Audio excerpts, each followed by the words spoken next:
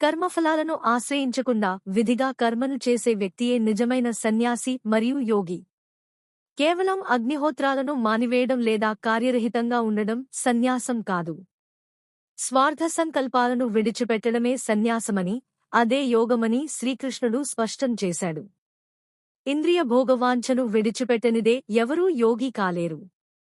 యోగానికి ఆరంభస్థితిలో ఉన్నవానికి కర్మ సాధనముగా అవసరం.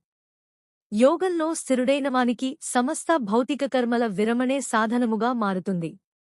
ఇంద్రియ భోగాల్లోనూ కామ్యకర్మలలోనూ ఆసక్తి లేనివాడే యోగారూఢుడుగా చెప్పబడతాడు. సమస్త భౌతిక సంకల్పాలను పూర్తిగా విడిచినవాడే యోగంలో ఉన్నతుడవుతాడు. నియంత్రితమైన మనస్సు జీవునికి మిత్రుడిగా మారుతుంది. ఇంద్రియాసక్తిలో ఉన్న మనస్సే జీవునికి పరమ శత్రువుగా మారుతుంది. మనస్సును జయించినవాడు సుఖ, దుఃఖాలు, శీతోష్ణాలు, మానావమానాలను సమానంగా చూస్తాడు. జ్ఞాన విజ్ఞానంతో తృప్తుడైన యోగి రాయి, మట్టి, బంగారాన్ని సమదృష్టితో చూస్తాడు. మిత్రుడు, శత్రువు, సాధువు, పాపి అన్న భేదాలు లేకుండా సమబుద్ధితో ఉండేవాడు శ్రేష్ఠుడు. ఈ సమదృష్టి యోగిలోని అంతర్గత పరిపక్వతను సూచిస్తుంది. యోగి ఏకాంత ప్రదేశంలో నివసిస్తూ మనస్సు, దేహం, ఇంద్రియాలను నియంత్రించాలి. కోరికలు, స్వాధీన భావం లేని స్థితిలో ధ్యాన సాధన చేయాలి. పవిత్ర ప్రదేశంలో సమతలమైన ఆసనంపై స్థిరంగా కూర్చొని యోగ సాధన చేయాలి. మనస్సు, ఇంద్రియాలను నిగ్రహించి హృదయశుద్ధి లక్ష్యంగా ధ్యానం చేయాలి. శరీరం, మెడ, శిరస్సు నిటారుగా ఉంచి చూపును ముక్కుకొనపై నిలిపాలి. భయరహితుడై బ్రహ్మచర్యంలో నిలిచి శ్రీకృష్ణునే పరమలక్ష్యంగా ధ్యానించాలి. యోగ సాధన యొక్క అసలైన లక్ష్యం హృదయస్థ పరమాత్మను అనుభూతి చెందడమే. కృష్ణ భక్తిభావనలో ఉన్నవాడు ప్రారంభం నుంచే ధ్యానస్థితిలో ఉంటాడు. కలియుగంలో కఠినమైన అష్టాంగయోగం కంటే భగవన్నామస్మరణమే సులభమైన మార్గం.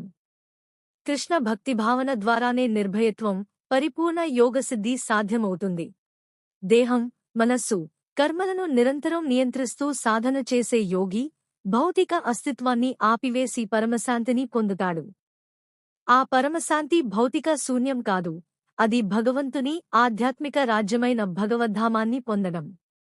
యోగ సాధన ఆరోగ్యం, భౌతిక సౌఖ్యాలు లేదా అద్భుత శక్తుల కోసం ఉద్దేశించబడలేదు. యోగం యొక్క నిజమైన ఉద్దేశ్యం భౌతిక బంధనాల నుండి విముక్తి పొంది ఆధ్యాత్మిక స్థితిలో ప్రవేశించడమే. భౌతిక అస్తిత్వాన్ని ఆపివేయడం జీవుడిని శూన్యంలోకి నెట్టదు. శూన్యమనేది మిథ్య. నిర్వాణం జీవుడిని ఆధ్యాత్మికాకాశంలోకి, భగవద్ధామంలోకి ప్రవేశింపజేస్తుంది.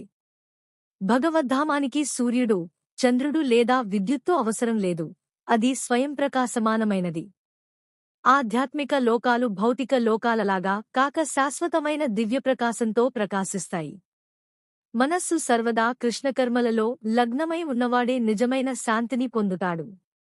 భగవంతుని అవగాహన ద్వారానే జన్మ, మరణ చక్రాన్ని దాటవచ్చని శాస్త్రాలు బోధిస్తాయి. అతిగా తినేవాడు లేదా అతి తక్కువగా తినేవాడు యోగ సాధనలో స్థిరత్వాన్ని పొందలేడు. శరీర సమతుల్యత లేకపోతే మనస్సు నియంత్రణ అసాధ్యమవుతుంది. అతిగా నిద్రపోవడం లేదా నిద్ర లేకపోవడం రెండూ యోగ సాధనకు అడ్డంకులు. మితమైన నిద్రతోనే మనస్సు చురుకుగా, సత్వగుణంలో నిలుస్తుంది. సత్వగుణంలో ఉన్న సరళమైన ఆహారం యోగ సాధనకు అనుకూలం. కృష్ణునికి సమర్పించని ఆహారాన్ని భోగించేవాడు పాపఫలాలను అనుభవిస్తాడు. కృష్ణ భక్తిభావనలో ఉన్నవాడు కేవలం ప్రసాదాన్నే స్వీకరిస్తాడు. ప్రసాద సేవ వల్ల ఇంద్రియ నియంత్రణ సహజంగా సిద్ధిస్తుంది.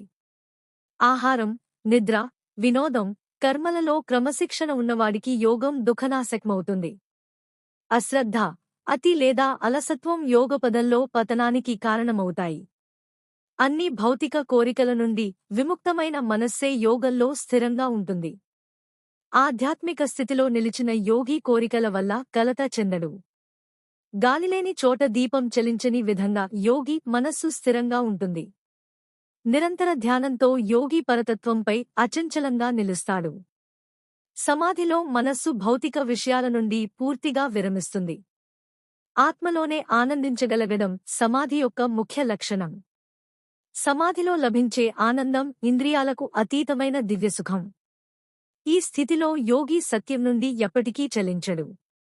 భౌతిక సంపర్కం వల్ల కలిగే దుఃఖాల నుండి విముక్తియే యోగం. ఇదే నిజమైన ముక్తి మరియు ఆధ్యాత్మిక పూర్ణత్వం. ఈ యుగంలో భక్తియోగమే సులభమైన, సురక్షితమైన యోగ మార్గం.